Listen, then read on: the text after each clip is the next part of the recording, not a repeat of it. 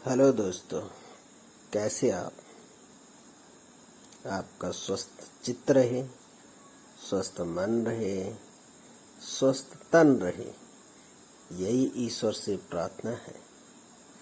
दोस्तों, आज बात करेंगे खूबसूरती की, प्रेम की, श्रद्धा की और विश्वास की। और अब इस सब की बात हो तो देवभूमि उत्तराखंड का नाम सबसे पहले आता है। आपको अगर खूबसूरती देखनी है तो उत्तराखंड में आइए। अगर आपको मन की शांति चाहिए तो उत्तराखंड में आइए। और आपको अगर भक्ति करनी है और प्रेम की बातें करनी है तो उत्तराखंड में आइए। महीनों की बात करें तो श्रावण का महीना चल रहा है। बहुत ही सुंदर दृश्य होता है श्रावण के महीने का। और श्रावण महीने की बात हो और बाबा भोलेनाथ का नाम न हो तो ऐसा तो हो ही नहीं सकता। प्रेम और भक्ति की बात करें और भोलेनाथ की नगरी के दर्शन, देवभूमि के दर्शन ना हो तो मजा नहीं आता। आप उत्तराखंड में आइए, उत्तराखंड के हसीन नज़ारों को देखिए और भोलेनाथ की भक्ति में लीन हो जाइए। जब भी मौका मिले उत्तराखंड जरूर आइए घूमने के लिए।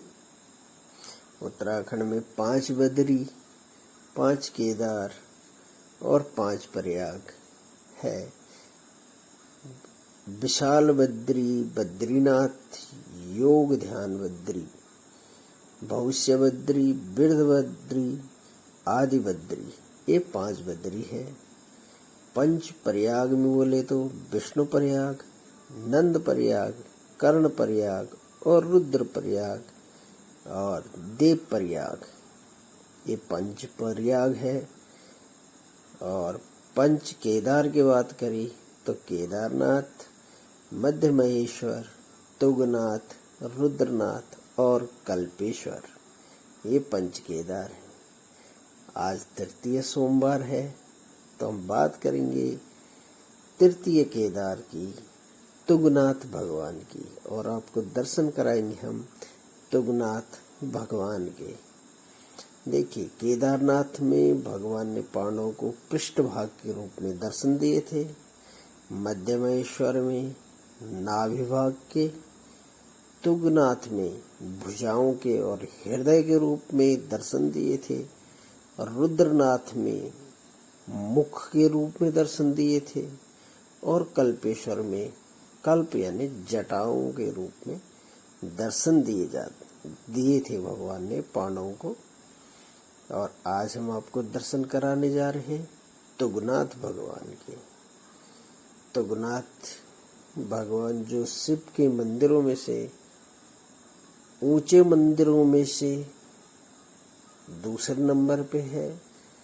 और तुंगनाथ भगवान की भुजाओं के रूप में यहाँ पे पूजा की जाती है। और भगवान बड़े ही निराले और क्षणे रुष्टा क्षणे तुष्टा वाले हैं भोलेनाथ, जो उसी समय रूठ जाते हैं और तुरंत मान भी जाते हैं।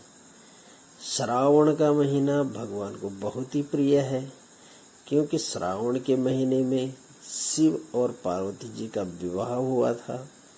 श्रावण के महीने में समुद्र मंथन हुआ था, जिससे जो विष निकला था उसको प्रभु ने अपने कंठ में धारण किया था और एक नया नाम पड़ा था नीलकंठ। और पूरी सृष्टि को इस जहर से बचाया था।